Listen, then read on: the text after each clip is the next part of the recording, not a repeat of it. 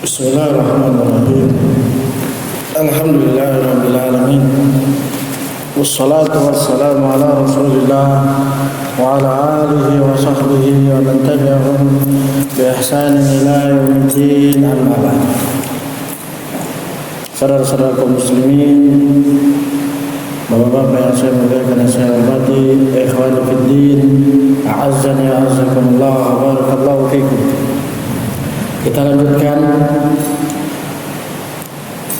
pelajaran kita dalam membaca kitab tafsir, dan pada pertemuan terakhir kita masih dalam ayat alladzi yuwaswisu fi sudurin nas, yaitu syaitan yang senantiasa memberikan waswas ke dalam dada manusia. Dan sudah kita sebutkan di saat pertemuan yang lalu beberapa faedah, dan kita sempurnakan pada perjumpaan kita kali ini. Kemudian kita akan lanjut pada ayat berikutnya. Faedah berikutnya yang bisa diambil dari ayat tersebut adalah bahwasanya kunci keberhasilan atau sebaliknya kesengsaraan hamba Allah terletak apa yang ada dalam dadanya.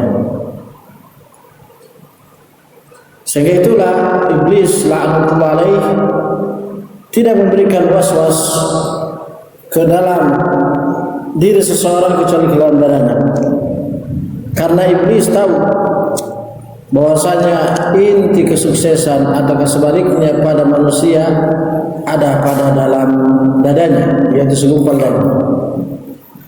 Sehingga di sini kita dapatkan faedah bahwasanya pentingnya untuk terus muhasabah di dalam mengoreksi hati kita masing-masing terhadap pendekatan ataukah sebaliknya terhadap diri Allah Subhanahu wa taala.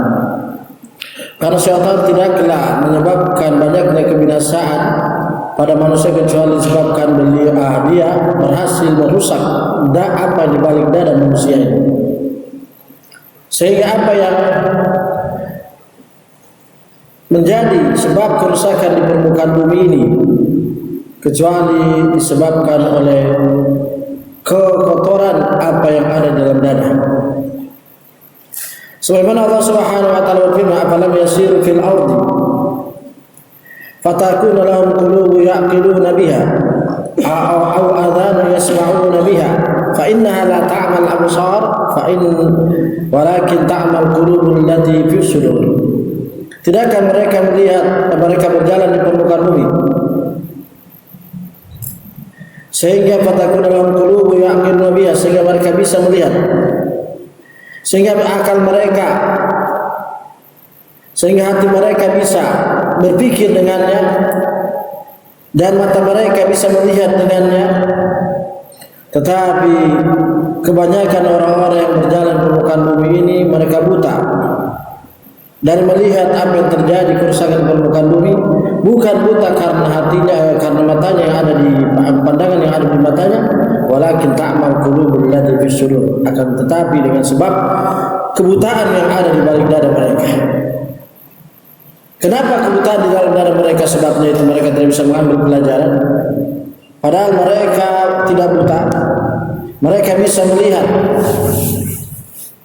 Sebabnya itu tadi, rusaknya di balik dada itu.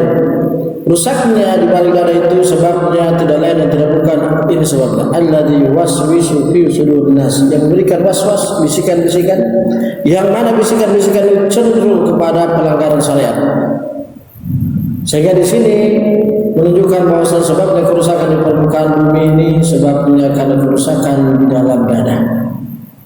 Kemudian faedah berikutnya, barometer patokan di sisi Allah di dalam melihat baik dan tidaknya manusia, yaitu apa yang ada di dalam dada. Sebagaimana Rasul sallallahu alaihi wasallam bersabda, "Innallaha la yanzuru ila suwarikum wa la ila amwalikum walakin yanzuru ila qulubikum." Sesungguhnya Allah Subhanahu wa taala tidak melihat pada bentuk rupa wujud kalian tampan ataukah cantik, jelek ataukah tidak tampan, dan tidak pula kepada harta kalian.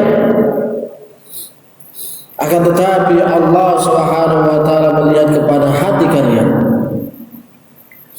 Maka di sini menunjukkan bahwasanya Allah Subhanahu wa taala menjadikan patokan kesuksesan, patokan kebahagiaan hamba itu dalam perjalanan kehidupan dunianya dengan apa yang ada dalam dada. Yaitu dia berhasil enggak? Berhasil tidak di dalam menjauhkan dirinya dari musuhnya yang senantiasa memberi was-was ke dalam dada. Berhasil apa tidak? Atau lebih dominan mana?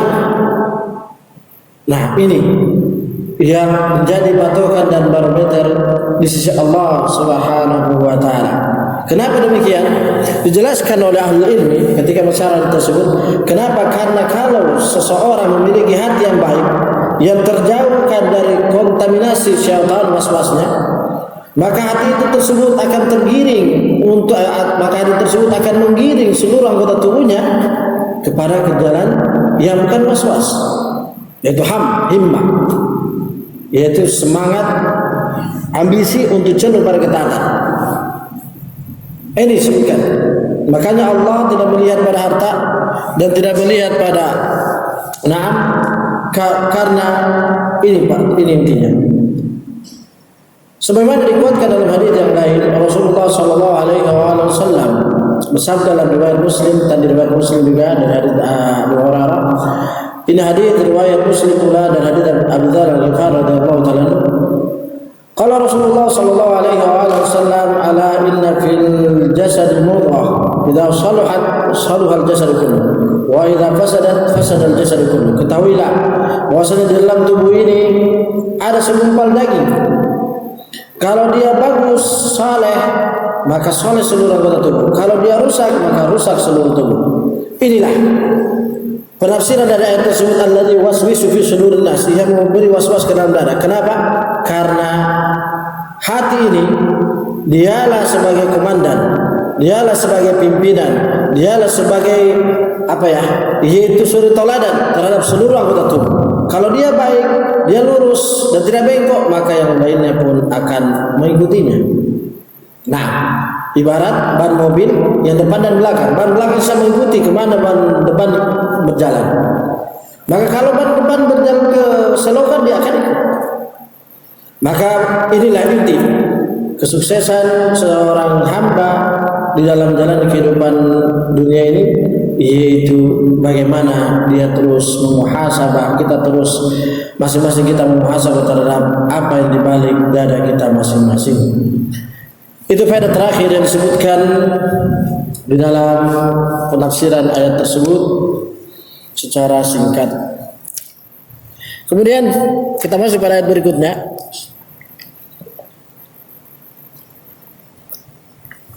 Minal jinnati wan nas.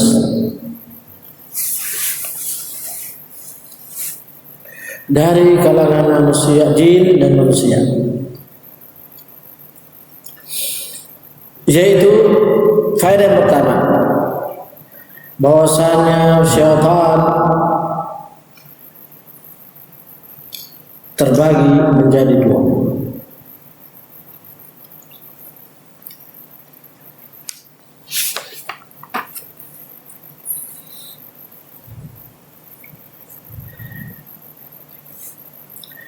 Yang pertama, syaitan berbentuk jin.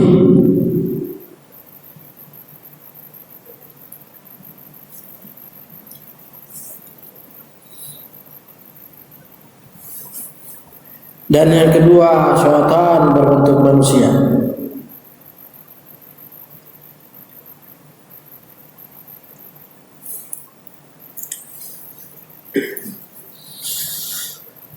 Kemudian faedah berikutnya, masing-masing dari dua bentuk syaitan tersebut, cara memberikan waswasnya berbeda-beda sesuai dengan keadaan masing-masing. Waswas syaitan dari kalangan jin, dia berupa bisikan, godaan, dan betikan-betikan yang ada di dalam benak hamba tersebut, sesuai yang mana di dalam benak hamba tersebut dia lagi dominan untuk mudah digiring ke sana. Ini tugasnya syaitan dari kalangan jin. Yang pemimpinnya tentunya kita tahu iblis, la'natullah alaih. Maka syaitan dari bentuk jin begini bentuk waswasnya. Apabila seorang hamba dia lebih dominan di dalam kecenderungan dan dominannya di dalam pelanggaran syariat di dalam masalah wanita, maka syaitan dalam bentuk jin ini di sini dia kuatkan kekuatannya, dia kerahkan pasukannya iblis dan kalangan jin. Bagaimana dia bisa untuk menghancurkan hamba tersebut dari jalan wanita? Kalau hamba ini dia cenderungnya untuk melanggar syariat Allah dari sisi harta, maka dia akan dijerumuskan, dikerahkan iblis mengarahkannya dari jalan harta, dibinasakan dia dari sisi ini. Kalau hamba tersebut dia yaitu dari sisi kekuatan, yaitu mungkin suka membunuh, suka memukul, suka yaitu dia petentang-petenteng, ya misalnya kalau kita preman, maka dia akan digiring ke sana. Kalau dia kecenderungannya itu narkoba, maka dia akan dikerahkan untuk ke sana. Kalau dia kalau dia itu berani mencaci maki Allah atau Rasulullah SAW atau syariat Islam, maka di sini dia digiring. Itu diantara bentuk waswas syaitan dari kalangan jin. Dia tugasnya memberikan waswas, bisikan-bisikan, betikan-betikan, dorongan, ambisi. Ini tugas dari kalangan jin, syaitan dari kalangan jin memberi waswas. Maka jangan heran di dalam satu rumah misalnya semua mungkin ya kurang saleh, tapi maksiat satu dan yang lain berbeda-beda. Kenapa? Karena tergantung apa yang dia cenderung. Nah, misalnya ada di dalam rumah itu dia kecenderungannya game, maka di situ digiring terus sampai lupa sholat, lupa berbakti sama orang tua. Nah, ada satunya bukan game dia, yaitu suka dengan perempuan misalnya, pacaran atau gitu. Satunya mungkin mabuk, satunya lain lagi. Maka di situ syaitan. Nah, kenapa bisa begitu? Karena jin. Karena Rasul Shallallahu Alaihi Wasallam bersabda, "Ala rislikuma fa inna syaitana yajri min bani Adam majrad." Pelan-pelan kalian, karena sesungguhnya syaitan dia berada dalam tubuh bani Adam seperti mengalir darah. Dijelaskan dalam sarannya ini hadis riwayat Bukhari rahimahullah min hadis Anas bin Malik radhiyallahu taala anhu. Syaitan mengalir dalam tubuh manusia, yaitu syaitan dari kalangan jin. Syaitan dari kalangan jin. Bukan cuma syaitan pemimpinnya cuma iblis satu orang dia. Satu jin. Dia punya anak istri, punya keturunan. Nah, tapi iblis itu cuma satu jin makhluknya, jumlahnya. Cuma jenis satu jumlahnya. Adapun pasukan dari kalangan jin banyak. Makanya ada jin dalam bentuk ular, ada jin dalam bentuk yang tinggal di lautan, tinggal di gunung, dan seterusnya. Maka ini waswas syaitan dari kalangan jin.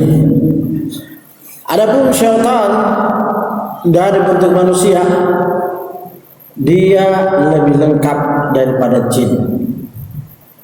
Dia berbentuk waswas, dia berbentuk perbuatan, yaitu perkataan dan perbuatan.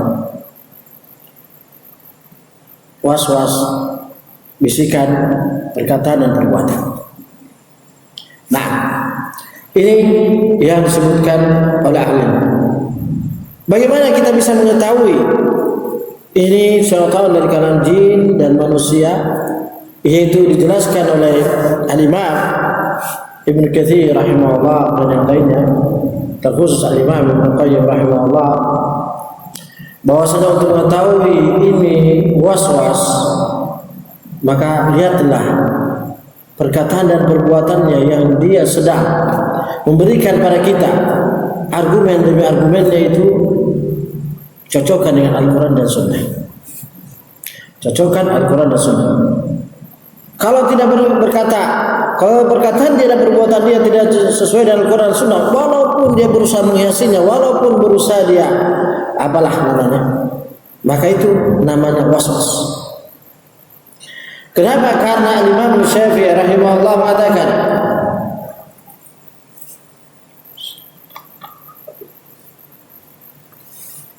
al-ilmu, dalam bait syair yang panjang, al-ilmu ma qala Allah wa qala Rasul wa ma siwahu ma fa huwa waswas.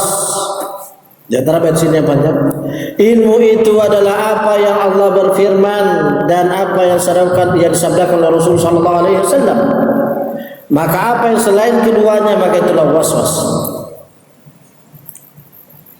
Maka siapapun yang semua orang berkata saya Al-Quran berdasarkan Al-Quran dan Sunnah, apalagi Syiah, mereka mengatakan kita Al-Quran dan Sunnah, Ahmadiyah Al-Quran dan Sunnah. Nah, tapi lihat apakah perkataan mereka itu dengan pengakuan mereka itu berdasarkan Al-Quran dan Sunnah. Maka ini disebutkan kalau misalnya ada seorang memberikan kita, ya akhi jangan terlalu fanatik. Ya nanti tua baru konsentrasi belajar agama, mulai kau dekat masjid. Sekarang manfaatkan masa mudamu. Nah, lihat saja apakah betul perkataan dia berdasarkan Al-Quran Sunnah. Kalau tidak berarti waswas. Kalau tidak waswas, jangan juga kita terlalu frontal bilang kamu syaitan dari kalangan manusia. Nah, tapi kita katakan waswas, minta maaf saya tidak benar itu. Nah, itu disebutkan ahli. Maka waswas dari kalangan syaitan berupa manusia, yaitu dia berupa perkataan dan perbuatan kedua-duanya. Sedangkan syaitan dari kalangan jin, yaitu adalah dia berbentuk bisikan, godaan dan apa yang terbetik dan apa yang sedang cenderung di dalam dadanya. Kata para ulama bahwasanya waswas dari kedua pasukan iblis ini yang paling berat untuk menghadapinya adalah ini ya, waswas dari bentuk syaitan berupa manusia. Nah, ini yang disebutkan ahlul ilmi. Kenapa? Karena wujudnya bisa dilihat dan penampilannya bisa kita lihat, sebagaimana Allah mengabadikan dalam ayat Allah yang Allah mengabadikan bahwasanya ini diantara tentaranya iblis dari kalangan manusia. Wa idza ra'aitahum tu'dibuka ajsamuhum wa yaqulu tasma' liqawlihim ka'annahum khushubun musannada yahsabuna kulla sayhatin 'alaihim humul adu fahdharhum qatalahumullahu an yufakun. Apabila kamu melihat mereka ya Muhammad, itu orang-orang munafik, orang kafir, tu'dibuka ajsamuhum, kamu akan terperangah dengan bentuk tubuh mereka. Wa yaqulu tasma' liqaulihim, kalau mereka berkata maka kamu akan terperangah dengan permainan katanya, dengan reman wajahnya yang murah senyum. Bagaimana kalau orang munafik dan orang kafir? Ya, orang kafir kita tahu, kebanyakan orang kafir yang Allah berikan cobaan pada kita sebagai kaum mukminin, kebanyakan orang kafir itu memiliki wajah yang dilebihkan oleh Allah. Laki-lakinya ganteng, tampan, makan tegap, masya Allah fitness. Wanitanya kita tahu bersama. Maka kata Allah Subhanahu wa taala, wa idza ra'aitahum tu'jibuka ajsamuhum wa yaqulu, apabila mereka berkata tasma' liqaulihim, kamu akan mendengar terperangah. Nah, ini kenapa? Karena diabadikan oleh Allah Subhanahu wa taala dalam banyak ayat dalam Al-Qur'an bahwasanya kebanyakan orang kafir itu yaitu dari keturunan Israel. Israel itu ada Ishak, anaknya Yakub. Nah, karena mereka bukan Nabi Ishak dan bukan Nabi Yakubnya, tapi keturunannya. Kenapa? Karena mereka dengki kepada keturunan Ismail yang keturunan Arab. Mereka pinginnya Nabi penutup para nabi itu dari keturunan Israel. Namun berhubung bukan, maka mereka hasad. Sehingga mereka hasad tersebut membuat mereka tidak terima kerasulan dan kenabian Rasul sallallahu alaihi wasallam. Namun memang dari turun-temurunnya Allah menjadikan memang keturunan Yakub Israel itu memiliki kelebihan dari sisi wajah. Nah, dan ketampanan.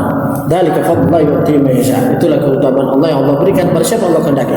Sehingga sampai sekarang, jadi apa yang kita dapatkan orang-orang kafir, baik dari Israel, kemudian orang Barat, orang Amerika dan seterusnya ganteng-ganteng. Karena mereka dari keturunan Israel. Nah, bermata biru, rambut pirang, karena keturunannya dari Nabi Israel. Israel turun-turun itu Nabi Yusuf di antara keturunannya. Nabi Yusuf alaihissalam sebutkan dalam riwayat kegantengannya sampai mama angkatnya saja terpesona pada dia pelihara. Itu karena disebutkan oleh Rasulullah SAW dalam hadis yang sebagian ahli menghasankan, sebagian mendhaifkan, yaitu kegantengan Nabi Yusuf itu setengah alam. Setengahnya alam semesta ada pada wajah Nabi Yusuf alaihissalam.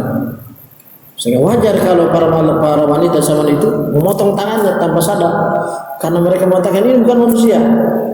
Hasya lillahi ma hadza basyaran in hadza illa malakun karim. Subhanallah, Allahu akbar. Ini bukan manusia, ini malaikat. Nah itu di antara keturunan Israel, Bani Israel sekarang orang kafir itu dari keturunan Nabi Yusuf alaihissalam, silsilahnya ke atas, ujungnya kepada Nabi Yakub. Nah, dan tentunya bapaknya Nabi Yakub yaitu Nabi Ibrahim alaihissalam. Nah, ini diantara bentuknya syaitan dari kalangan jin, yaitu mereka memberikan godaan was-was itu dengan roman muka, dengan ketampanan, apalagi dengan tampan dan cantiknya itu ditopang dengan harta yang pak, luar biasa. Maka di sini tugas kita sebagai hamba kaum mukminin, seorang muslim, banyak berdoa kepada Allah karena godaan, cobaan, ujian, tantangan, rintangan yang menghadapi kita Allah sudah abadikan dan tidak akan mungkin kita bisa merubah itu. Ini Allah yang menguji. Kenapa? Karena bersama dengan ujian berat ini Allah Subhanahu wa taala mengabadikan melalui Rasulullah sallallahu alaihi wasallam bahwa pengikut Nabi Muhammad sallallahu alaihi wasallam akan lebih nanti di akhirat melebihi Bani Israil. Walhasil itu sebagai tambahan. Kemudian faedah berikutnya dari ayat tersebut minal jinnati wan nas, bahwasanya semua apa yang diwaswaskan oleh jin dan manusia ini, mereka semua adalah bergotong royong, bersatu padu, saling bahu membahu untuk menjerumuskan para nabi dan pengikut para nabi yang setia padanya. Siapa saja yang berusaha untuk mengikuti jalan Nabi Sallallahu Alaihi Wasallam dengan sebenar-benar pemurnian pengikutan, maka di sana akan ada yang bersatu padu untuk menghalangi mereka. Dari kalangan jin dan manusia satu padu mereka. Bukan mereka sepakat, tetapi satu dalam misi. Bukan mereka ada pertemuan, tapi satu di dalam waswas. Jin memberikan waswas dalam dirinya, karena dia berada dalam tubuh manusia, hamba mukmin itu seperti mengalirnya darah. Manusia pun demikian. Dia bisa melihat bahwa ini orang lagi semangat menuju ke sana, maka dia kerahkan. Walaupun tidak bersepakat, namun tujuannya mengerucut ke satu poin, yaitu bagaimana hamba ini untuk jangan dekat-dekat terhadap apa yang diajarkan oleh Rasul sallallahu alaihi wasallam. Sebagaimana Allah Subhanahu wa taala firman, "Wa kadzalika ja'alna likulli nabiyyin aduwwan syayatinal insi wal jin yuhi ba'dhum ila ba'dhin zukhrufal qawli ghurura." Demikianlah kami menjadikan bagi setiap para nabi, jelaskan para al-tafsir, setiap para nabi dan para pengikutnya. Karena para nabi itu mesti ada pengikutnya, kecuali beberapa nabi.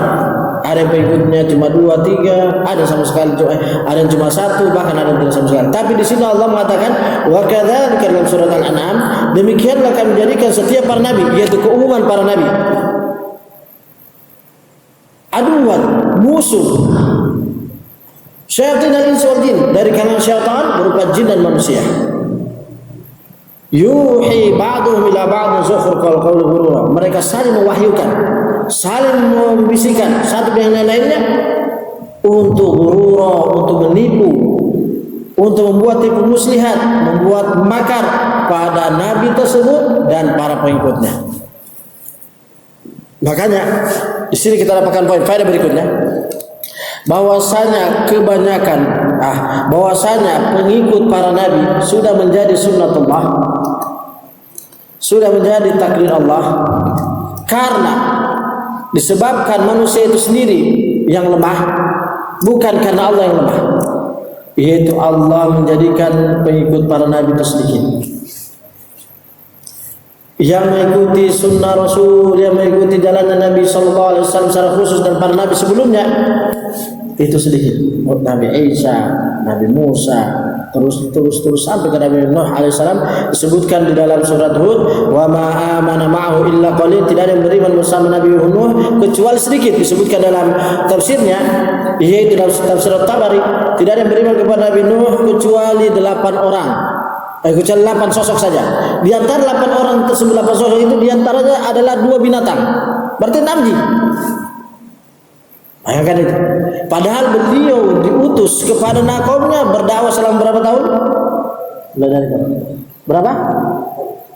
Masih kurang. 950. Wala qad arsalna Nuhan ila qaumi falabitha fihim alf sanatin illa 50 'am.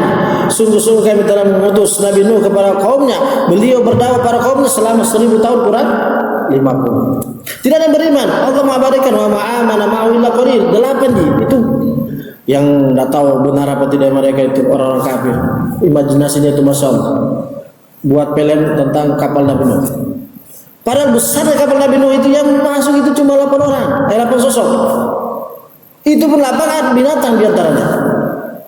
Sebagaimana terungkapkan dalam tafsir At-Tabari, diantara yang menafsirkan oleh Ibnu Abbas radhiyallahu taala anhu.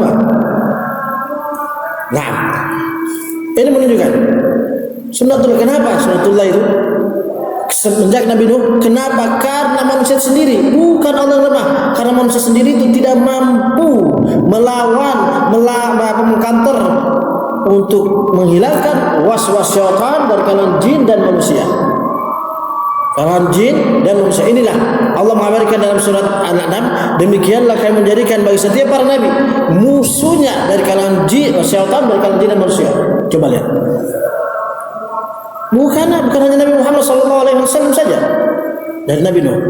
Nah, ya, bahkan yang terpengaruh dari makar was-wasnya syaitan, Nabi Nuh anaknya sendiri. Dia lebih ikuti was-wasnya syaitan dari kalangan jin dan manusia daripada ajakannya bapaknya sendiri, bapak kandungnya. Yang lebih tragis lagi, istri tercintanya beliau sallallahu alaihi wasallam. Yang ya ibaratnya tidur bareng, makan bareng, sudah satu hati, ibarat kalau orang tua kita makan satu badan. Tapi dia lebih percaya was-wasnya selain suaminya. Padahal yang dibawa oleh suaminya ini kebaikan, yang dibawa oleh suaminya itu kesolehan, yang dibawa oleh suaminya itu adalah ketaatan, pahala. Tapi dia lebih. Kenapa sebabnya? Karena dia tidak bisa. Itu tadi. Karena Allah Subhanahu wa taala berfirman, "Wa ma dhalamnahum walakin kanu anfusahum yadhlimun." Kami tidak menzalimi mereka, tapi mereka sendiri yang menzalimi diri mereka. Yaitu apa? Allah sudah mengutus Rasul Nabi Nuh alaihissalam. Ini jalan ketaatan. Allah tidak menzalimi, Allah mengutus Nuh untuk bahagia, tapi mereka cari jalan ketidakbahagiaan. Di sini faedah terakhir bahwasanya intinya syaitan dari kalangan jin dan manusia mereka akan bersatu padu. Maka mari kita muhasabah diri kita. Kalau kita ingin meniti jalannya Rasul sallallahu alaihi wasallam, lihat semua. Nabi Nuh, Nabi Lut. Nah, kemudian seterusnya sedikit. Kenapa? Karena itu tadi, musuh mereka itu kalau musuh satu saja mungkin bisa menang. Karena bisa dilihat. Tapi musuh luar dalam. Ini penting untuk kita pahami. Maka kalau kita bisa berhasil berhasil sukses dari musuh berupa jin manusia, maka hati-hati, masih ada musuh yang betul. Ini yang menjadikan banyaknya pengikut para nabi. Setiap para nabi itu tidak mampu sukses karena godaannya jin. Dan ini tidak bisa kita katakan kenapa Allah, kenapa tidak boleh. Kenapa? Karena Allah sudah menakdirkan itu sebelum kita tercipta. Allah sudah membuat itu sebelum kita ada pada Nabi Nuh. Nabi Nuh tidak mengatakan, ya Allah kenapa engkau jadikan anakku kafir? Ya Allah kenapa engkau menjadikan anakku kafir? Tidak. Tapi beliau mengatakan, ya Allah selamatkanlah aku dan orang yang mengikutiku dari orang-orang kafir. Nabi Nuh mengatakan wa nada Nuh rabbahu faqala rabbi inna bini min ahli inna wa'daka al-haqq wa anta ahkamul hakimin. Qala ya Nuh innahu laysa min ahlik innahu 'amalun ghairu salih fala tas'alni ma laysa laka bihi 'ilm inni a'idhuka an takuna minal jahilin. Qala rabbi inni a'udzu bika an as'alaka ma laysa li bihi 'ilm wa illa taghfirli wa tarhamni lakunanna minal khasirin. Nuh berdoa pada Rabbnya, ya Rabbi, ya Allah, sesungguhnya anakku ini adalah keluargaku dan engkau mengabulkan doa. Dia itu kan sesungguhnya janjimu pasti. Apa itu? Sesungguhnya engkau mengabulkan doa seorang anak pada seorang bapak pada anaknya, dan engkau adalah sebaik-baik hakim. Yaitu beliau Nabi Nuh meminta pada Allah untuk anaknya diselamatkan walaupun istrinya tidak. Beliau mengkehendaki baginya, tapi dijawab oleh Allah, "Qila ya Nuh, wahai Nuh, anakmu itu bukan dari golonganmu, bukan dari keluargamu. Kenapa? Karena inna amalun ghairu salih, karena dia tidak beramal saleh. Yaitu apa? Dia tidak mau menerima dakwamu. Nanti dalam keadaan sudah mau mati, dia tetap tidak mau terima nasihat. Maka jangan kamu minta kepadaku sesuatu yang kamu tidak memiliki ilmu, yaitu jangan kamu minta untuk mendapatkan hidayah pada orang-orang yang sudah mendekat sakaratul maut. Kepada orang-orang yang sudah mati jangan. Allah sudah tutup pintu tobat baginya." Syahid yaitu syaitan dan jin mereka bersatu padu sebagaimana dalam surat Al-An'am tadi dikuatkan dalam hadis ini, ayat ini penafsirannya bahwasanya mereka bersatu padu untuk mencari siapa saja dari hamba Allah yang ingin meniti jalan siratal mustaqim, yaitu sirat kalau kita umat Muhammad jalannya Nabi sallallahu alaihi wasallam sungguh-sungguh, maka syaitan di sana dari kalangan jin dan manusia mereka akan berusaha untuk bagaimana siang dan malam, pagi dan sore, ibaratnya mereka akan berusaha tersebut. Makanya kita ketika awal-awal sudah mulai mengenal, mau sadar dari meniti jalan Rasulullah SAW, kita masih mendapatkan banyak godaan. Semakin berat, semakin kita kuat ke sana, semakin kuat godaannya. Kenapa? Karena mereka bersatu padu. Ini diantara faedah sebenarnya. Kita masuk saja karena belum di azan tetangga. Yaitu faedah berikutnya bahwasanya minal jinnati wan nas, makarnya mereka bersatu padu, yaitu sesuai dengan keadaan hamba itu. Semakin hamba tersebut semangat di dalam meniti jalan para nabi dan para rasul tersebut, semakin kompak mereka, semakin kuat mereka di dalam memberikan godaan tersebut. Ini karena Allah mengatakan wa kadzalika ja'alna likulli nabiyyin, demikianlah kami menjadikan setiap para nabi. Namanya nabi yaitu setiap hari semakin kuat dia cobaannya, semakin hari semakin bertambah, semakin dekat dia dalam menjalankan ketaatan. Itulah nabi. Itulah nabi. Makanya Rasulullah sallallahu alaihi wasallam bertambah hari semakin dekat beliau kepada Allah, bertambah hari semakin banyak ketakwaannya, semakin bertambah hari semakin mendekati beliau dalam ajalnya, mendekati beliau kepada ajalnya, semakin beliau kuat beribadah. Sampai-sampai Aisyah radhiyallahu taala anha mengatakan, "Ya Rasulullah, lima fa'alta hadza? Qad ghafarallahu laka min dhanbika wa taqaddama wa ta'akhkhar." Ya Rasul, kenapa engkau berbuat sholat malam sampai muka ini pecah-pecah kakinya? Padahal Allah sudah mengampuni dosamu yang telah lewat dan akan datang. Apa kata Rasulullah SAW? "Ya Aisyah, apa luhibbu an akuna abdan syakura?" Ya Aisyah, apakah aku tidak menyukai untuk menjadi hamba yang bersyukur? Di sini menunjukkan kata para ulama bahwasanya ciri khas para nabi, ciri khas orang saleh, terkhusus para nabi dan para rasul, semakin bertambah hari semakin dekat dan kuat ketakwaannya pada Allah Subhanahu wa taala, bukan semakin menurun.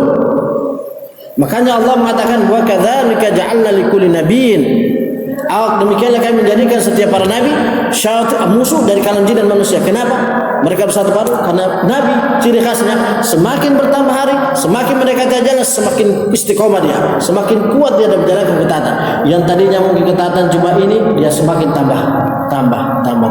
Maka semakin syaitan dari kalangan jin dan manusia melihat semakin tambah ini, nabi tersebut semakin mereka kuat kompak. Ini sunnatullah. yang tidak bisa kita untuk protes dan tidak mungkin kita akan mendapat perubahan. Maka itulah kita merasakan masing-masing kita sesuai dengan kondisi kita. Semakin kita ingin meniti jalan tersebut, maka kita merasakan godaan semakin berat. Ingatlah, kalau kita bisa menjalani semua itu, maka itulah inti kesuksesan yang sedang kita menitikan. Tapi kalau kita kendor, maka syaitan berhasil.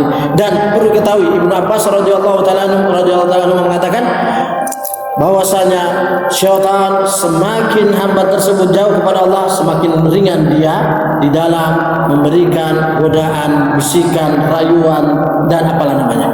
Dalilnya insyaallah pertemuan berikutnya saya akan sebutkan dalil-dalilnya. Saya kira cukup sampai sini, semoga bermanfaat. Wallahu a'lam bishawab. Subhanakallahumma wa bihamdika asyhadu an la ilaha illa anta astaghfiruka wa atubu ilaik.